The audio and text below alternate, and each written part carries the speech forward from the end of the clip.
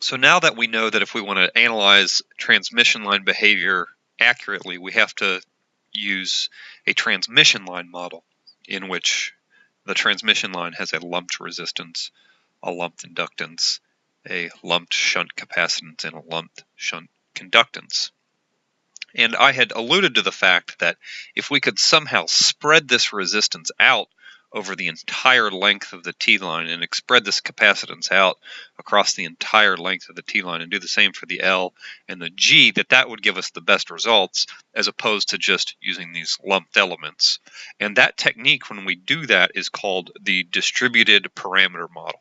So if we can take an infinite series of resistances, inductances, conductances, and capacitances and spread them across the length of the transmission line, we would get the best results. And this technique is commonly used in electromagnetics, and it's called the distributed parameter model.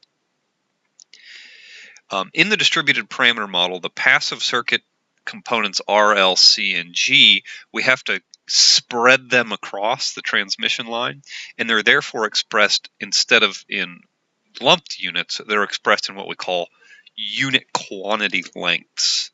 And these four circuit elements in their unit quantity lengths are called the transmission line parameters.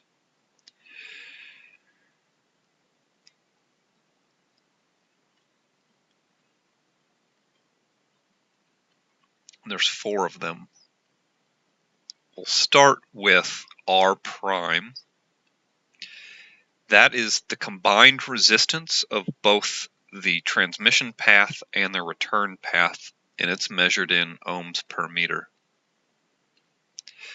Second is the distributed inductance, L prime. It's the combined inductance of the transmission path and the return path, and it's measured in henries per meter. Next, we have the distributed capacitance, which is the capacitance between the transmission line and the return path, and that's measured in farads per meter. And finally, we have the distributed conductance, which is the conductance of the insulation medium between the two conductors per unit length, and so it's measured in mhos per meter since a conductance measurement. And in all of the cases, you'll notice that the difference in notation between the transmission line parameter or the distributed parameter and the lumped parameter is that we use the same symbol. We just add this little tick mark to the top of it to indicate that it's distributed over units of length instead of being lumped. The advantage of this is that if we know a differential length segment of transmission line, dz here, and we have a distributed resistance or any of the distributed parameters, we can just simply multiply the length of transmission line that we have by the distributed parameters to determine the lumped parameters that way.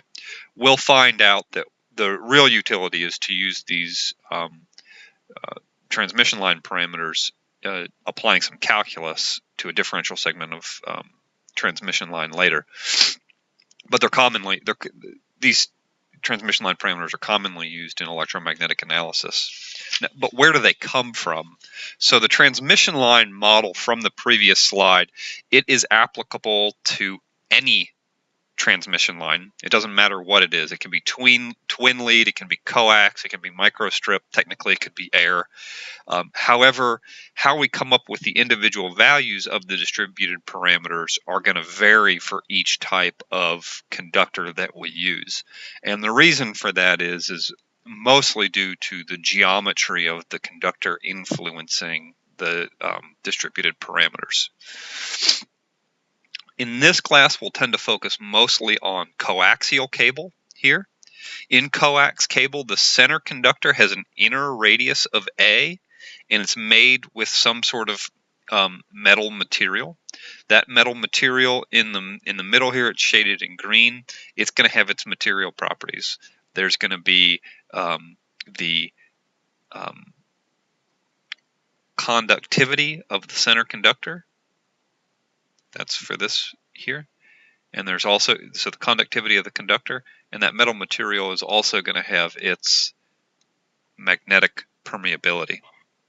The insulator that's in between, so this portion right here, the insulator that's in between the center conductor and the outer conductor, it has a relative dielectric constant, epsilon r, and it also has a conductivity,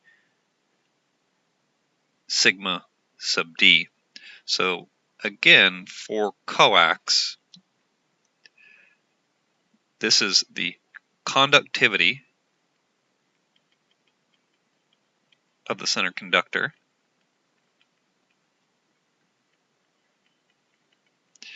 This is the relative magnetic permeability of conductor.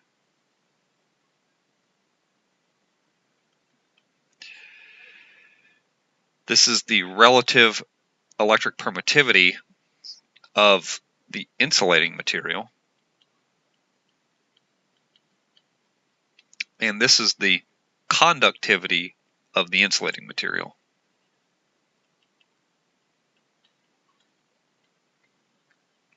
You also notice that the geometry of the coax is important. We've got an inner radius, A, and we've got an outer radius, B here. So I'm going to draw this a little bit larger. Coax actually looks like this. I've got a middle conductor. I've then got a lot of insulator around it, and then I've got a thin outer conductor. So if you were to cut open a cable television line, that's what it would look like. You probably have done this. A is the distance from the center to here. B is the distance from the center to the inner radius of the outer conductor there. I've presented the formulas to calculate R prime, L prime, G prime, and C prime for both a coax cable here and for a twin lead cable here. These equations are developed through the application of more advanced electromagnetic theory that we haven't gone into yet. The reason we present them early on is because they're useful learning tools that help us develop the mathematical techniques we'll use to analyze electromagnetic wave propagation in conductors. The only thing you really need to know about them for right now is how to calculate them, what properties to use, and which set of equations to use for what conductor type. I believe your book also has microstrip. If we need microstrip equations, I will give them to you. All of these equations, I will say, have been derived using one assumption that you should know about, and that is that at high frequencies, the electric field cannot penetrate conductors very far. So if I've got a solid conductor and I've got a very, very high frequency sine wave that I've applied to it, the E field can't make it all the way into the conductor. In fact, the E field can only permeate the outer perimeter of this internal conductor. And the depth to which the electric field can permeate into the conductor is called the skin depth. It's given the symbol delta S, and it's calculated as 1 over the square root of pi times whatever the frequency of the AC signal is, times the magnetic permeability of the conductor, times the conductance of that conductor. And that will give me a distance in meters, and that's how far in from the outside of the edge of the conductor that this E field will actually permeate. And the assumption that's made in developing these equations is that the E field can't permeate into the conductor. It assumes that the skin depth is much smaller than the actual radius of the conductor. So that's a common restriction on these, is that these really only apply at sufficiently high frequencies.